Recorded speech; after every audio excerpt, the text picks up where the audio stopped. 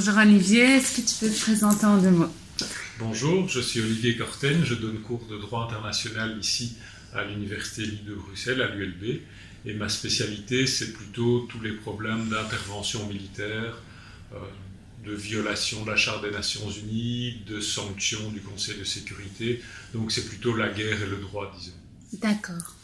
Alors depuis 2011, on entend beaucoup parler dans l'actualité de la guerre en Syrie, mais peu de gens peut-être osent l'avouer, mais en réalité comprennent très bien ce conflit qui a l'air assez complexe.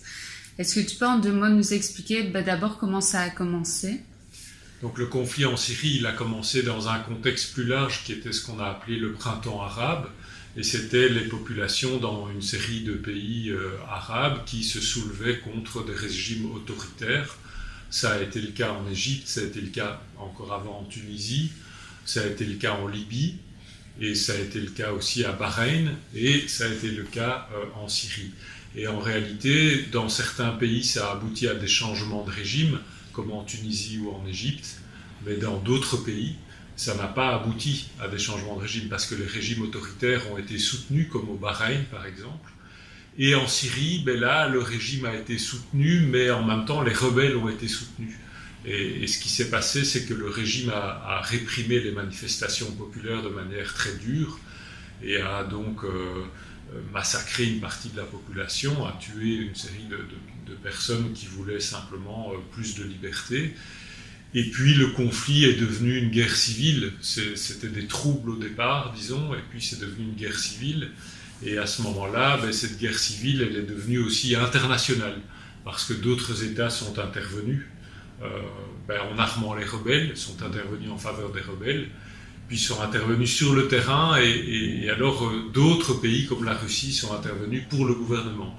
Et aujourd'hui, on est à la fin 2018, et on va bientôt fêter, si on peut dire, les 8 ans de conflit, sans que ce soit fini, sans que ce soit réglé.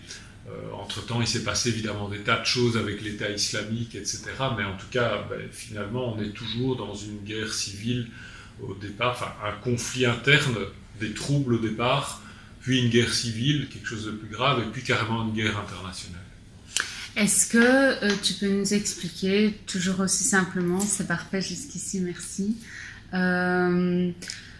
en gros, qui soutient le régime, on peut peut-être le citer pour la première fois, de Bachar al-Assad, et qui soutient les rebelles?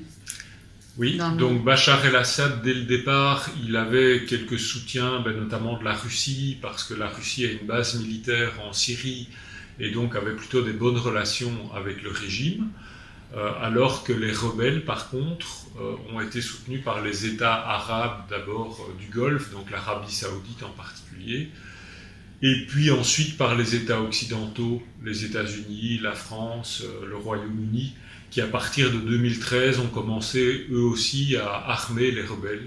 Et c'est comme ça que le conflit s'est internationalisé. Alors les États occidentaux ont armé les rebelles et puis ont commencé aussi à bombarder parfois la Syrie et plus spécialement l'État islamique qui était en partie en Syrie. Et alors la Russie, à ce moment-là, est intervenue à son tour. Donc il y a une espèce d'engrenage et la Russie alors a envoyé des troupes. Et depuis 2015, en réalité, la Russie intervient de manière vraiment assez intensive aux côtés de Bachar el-Assad. Et ce qui explique que depuis cette date-là, petit à petit, Bachar el-Assad reprend un petit peu du pouvoir et finalement aujourd'hui est en train de reconquérir son autorité sur tout le pays.